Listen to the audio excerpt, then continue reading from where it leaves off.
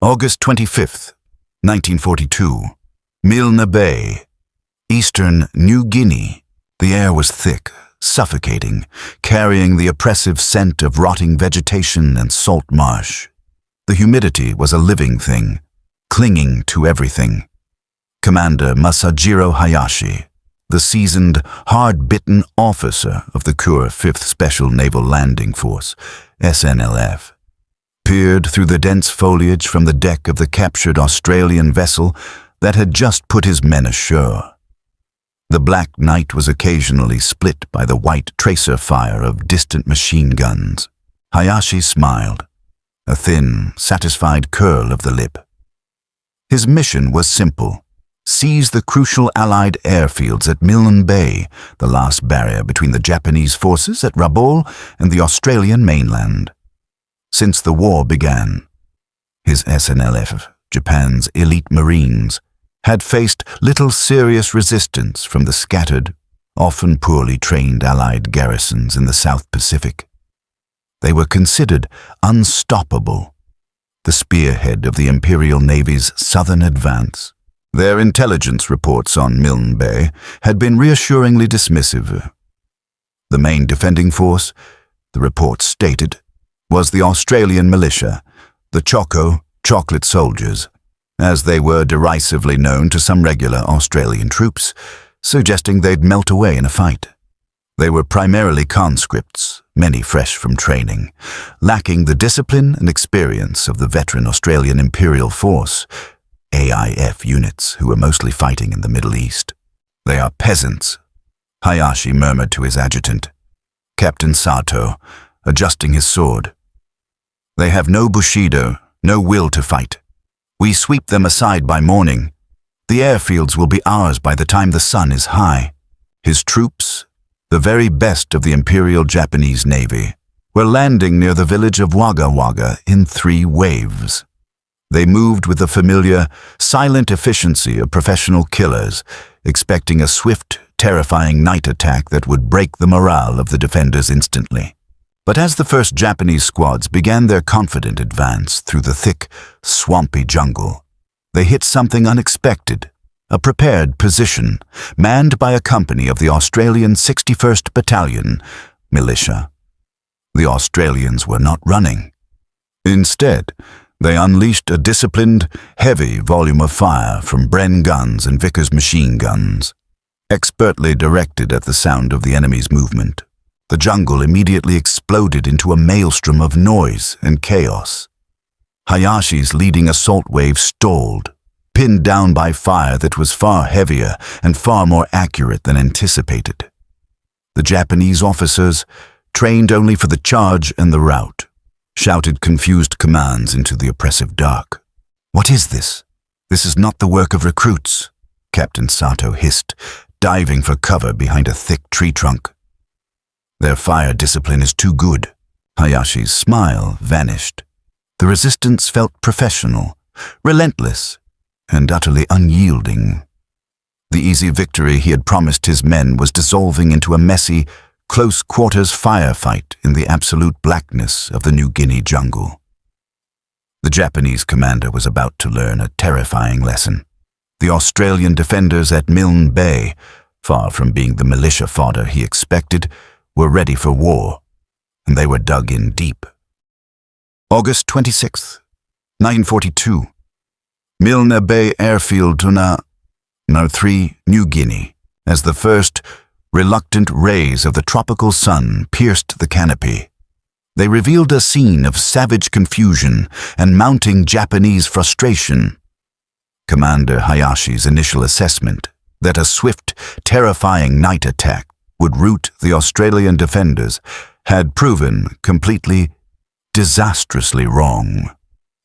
The men of the 61st Militia Battalion, far from breaking, had fought with a ferocity and discipline that stunned the elite Corps 5th SNLF. The Japanese Special Naval Landing Forces were the cream of the Imperial Navy, veterans of campaigns across China and Southeast Asia, possessing a reputation for fanatical fighting spirit and swift, brutal victories. They had been trained to expect Australian conscripts to panic, throw down their weapons, and scatter into the dense jungle. Instead, they met highly prepared defensive positions, deep entrenchments, and coordinated heavy machine gun fire. This defense was no accident. The Australian command, particularly the area commander, Major General Cyril Clowes, had anticipated the Japanese strategy. Clowes had ensured that even the militia battalions were thoroughly briefed, well-equipped, and placed in strong positions to counter the inevitable Japanese night infiltration tactics. The chocolate soldiers were proving to be solid granite. Private Reg Smith, a young militia soldier from the 61st Battalion, huddled behind a carefully built log bunker, his face smeared with mud and sweat. His Bren gun barrel was hot. He had spent the entire night fighting off wave after wave of screaming Japanese infantry. He was tired, terrified, but focused. He had expected to be running. Instead, he was holding. "They just kept coming, sir," he muttered to his section leader during a brief lull. "But we saw 'em first. They didn't like the wire." Indeed, one of the primary reasons for the Japanese surprise was the extensive use of barbed wire and pre-sighted fire lines. The SNLF, relying on speed and shock, found themselves caught in tangles of wire, illuminated by sudden flares, and subjected to a disciplined crossfire. The jungle, usually their ally, had been turned into a claustrophobic, booby-trapped killing zone by the defenders. Commander Hayashi regrouped his forces near the coast, furious at the unexpected resistance and the heavy casualties suffered by his lead companies. He was already behind schedule. He ordered a concentrated attack toward the strategic airfield number 3, believing that once his troops reached the main objective, the Australians would collapse. However, the Australian command had another crucial asset waiting: the Royal Australian Air Force, RAAF. While heavy rain and poor visibility had grounded the Allied planes during the initial landings, the morning brought clearing skies. The Japanese forces had assumed that, like in many previous landings, the Allied air cover would be minimal or quickly driven off. They were catastrophically mistaken. As Hayashi's men began their main push through the coconut plantations toward the airfield, they were suddenly struck from above by a terrifying, screaming assault. P-40 Kittyhawks of No. 75 and No. 76 squadrons, RAAF, flown by pilots with grim determination, descended in rapid, low-level passes. The Kittyhawks, armed with machine guns and bombs, savaged the exposed Japanese columns. The jungle offered no shelter from the air. The bombs ripped huge craters in the mud, and the sustained machine gun fire scythed through the Japanese ranks. This was the first time in the war that Japanese land forces had been subjected to such an immediate and coordinated air assault during an amphibious landing. They had assumed air superiority. Instead, they faced utter aerial dominance. Commander Hayashi watched in disbelief as his elite troops, the Kaigun Tokubetsu Rikusentai, were cut down by the relentless strafing runs. The myth of Japanese air invincibility, a foundation of their early war strategy, was being violently shattered over the mud and mangroves of Milne Bay. The combined assault, prepared infantry resisting the night attack, and overwhelming air power striking the day assault, had turned the confident Japanese invasion into a bloody, tactical disaster before it even reached the main airfield perimeter. The shock of this coordinated, tenacious defense rippled through the Japanese command structure. August 27th, 29th, 1942, Milne Bay coastline and airfield axis. The failure of the initial assault forced Commander Hayashi into a desperate game of attrition, one he was ill-equipped to win against a determined and resupplied enemy. The dense, hot, disease-ridden jungle, the ultimate tactical challenge, now worked against the stalled Japanese. Their initial supplies, hastily put ashore, were meager. They lacked heavy artillery and, critically, they lacked the expected air cover. The Australians, meanwhile, continued to reinforce their lines. While the militia units had borne the brunt of the initial night attacks, the deployment of veteran troops began to solidify the defense. The arrival of the 210th Battalion of the Australian Imperial Force, RAAF, hardened by fighting in North Africa and the Middle East, added a steel edge to Major General Clowes' command. Hayashi, still convinced that the militia must be the weakest link, ordered repeated, costly banzai charges, attempting to pierce the perimeter near KB Mission. These tactics, which had shattered morale in earlier campaigns across Southeast Asia, met a different kind of resistance here. The Australians, both the militia and the AIF, held their fire until the enemy was within point-blank range, then unleashed devastating volleys from their Lee-Enfield rifles and concentrated Bren gunfire. The attacks dissolved into mass confusion, leaving rows of dead and wounded Japanese troops tangled in the wire and the swampy undergrowth. A captured Japanese officer, interrogated later, expressed utter bewilderment. "We were told the Australians would run after the first charge. These men, they do not run. They stand and they shoot with great accuracy." The RAAF Kittyhawks became the silent, terrifying specter of the daylight hours. Pilots like Squadron Leader Bluey Truscott and Flight Lieutenant Jack Archer flew relentless, punishing sorties. The low cloud cover and unpredictable weather were the only true allies the Japanese had. But whenever the clouds parted, the Kittyhawks descended, bombing and strafing supply caches, communication lines, and troop concentrations. The Japanese forces were being starved of rest, supplies, and morale. Crucially, the Australians maintained control of the airfields. The Japanese mission was to seize them for their own use, but they remained firmly in Allied hands, allowing vital reinforcements and supplies to be flown in, even as the fighting raged barely a kilometer from the main runway. On August 28th, the Japanese made a desperate breakthrough attempt near airstrip number 3. They succeeded in pushing past forward posts, causing severe casualties to the defenders. For a few tense hours, the battle was fought right on the edge of the airfield. This was where the combined defense truly solidified. The veteran 210th AIF troops were thrown into the counterattack alongside the militia units, fighting shoulder to shoulder in the mud and rain. The resulting close-quarters combat was brutal, defined by bayonet charges, hand-to-hand fighting, and the terrifying sound of Australian shouts echoing through the coconut palms. The Australians not only stopped the breakthrough, but, in a swift and devastating counter-thrust, forced the Japanese back into the jungle.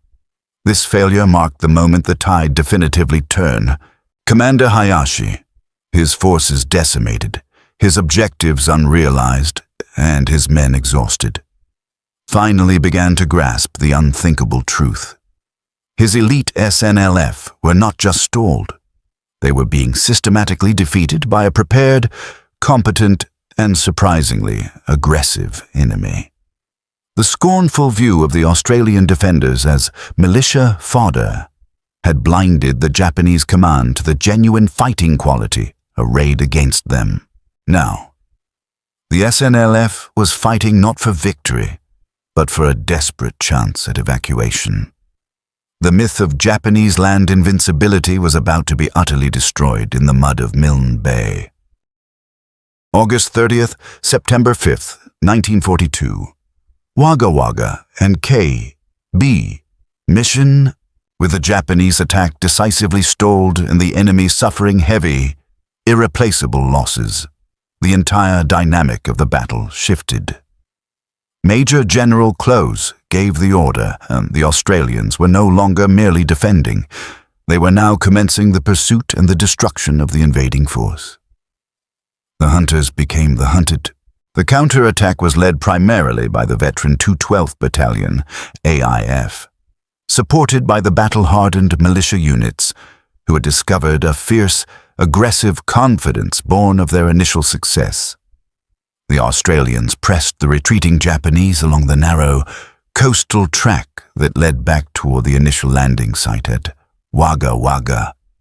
The geography, once a dense barrier to the Japanese advance, now became a deadly bottleneck trapping their retreat.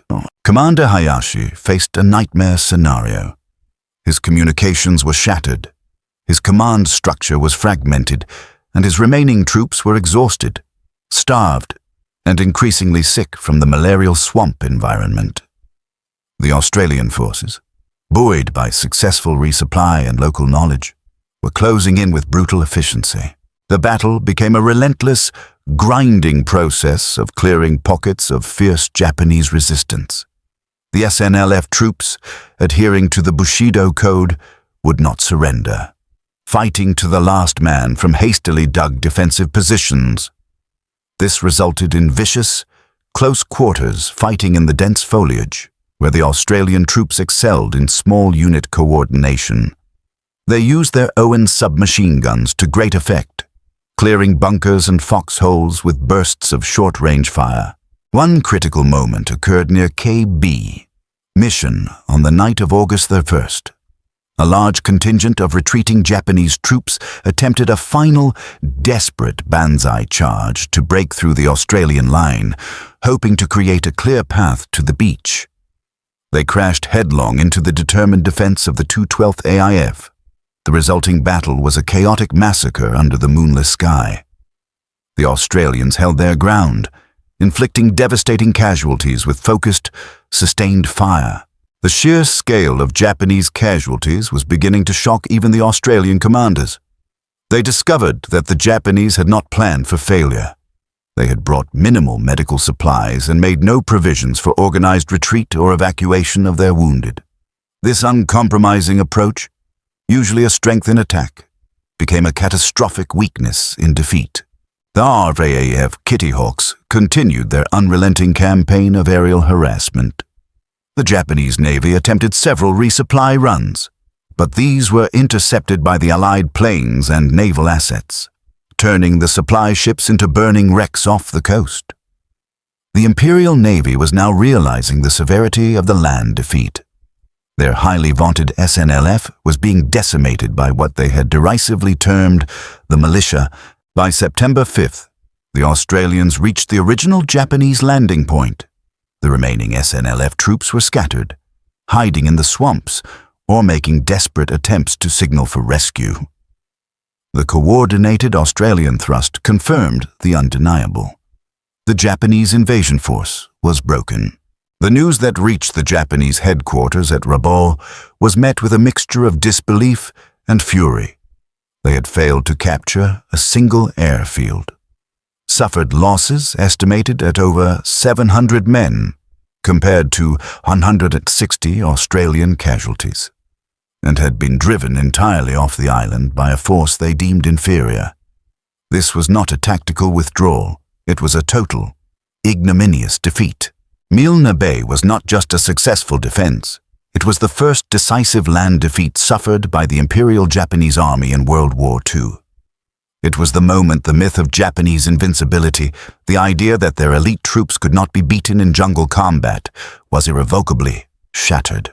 This victory, secured by the tenacity of the Australian militia and the mastery of the RAAF, provided a vital psychological turning point, proving to all Allied troops, particularly those soon to face the grueling Kokoda trek, that the Japanese could and would be beaten.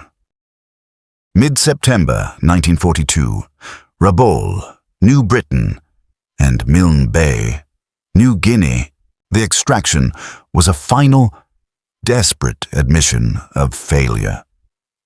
In the aftermath of the Australian counter-offensive, the surviving elements of the Corps 5th SNLF, barely a third of the original force, were hastily evacuated by Japanese destroyers under the cover of a massive storm. They left behind their dead, their equipment, and the devastating realization that the strategic momentum of the Imperial Japanese advance in the South Pacific had been permanently arrested. Back at the primary Japanese naval and air base in Rabaul, the mood was one of shocked disbelief. Naval commanders, who had grown accustomed to reports of easy, overwhelming victories, struggled to comprehend the scale of the defeat at Milne Bay. The official reports were sanitized, referring to a strategic withdrawal due to logistical difficulties. But the truth was inescapable. The elite Special Naval Landing Forces had been decisively beaten in a prepared land battle. And worse, they had been beaten by the Australian Militia. The very troops they had so confidently and scornfully dismissed as amateurs. The psychological impact of this defeat resonated far beyond the tropical swamps of Milne Bay.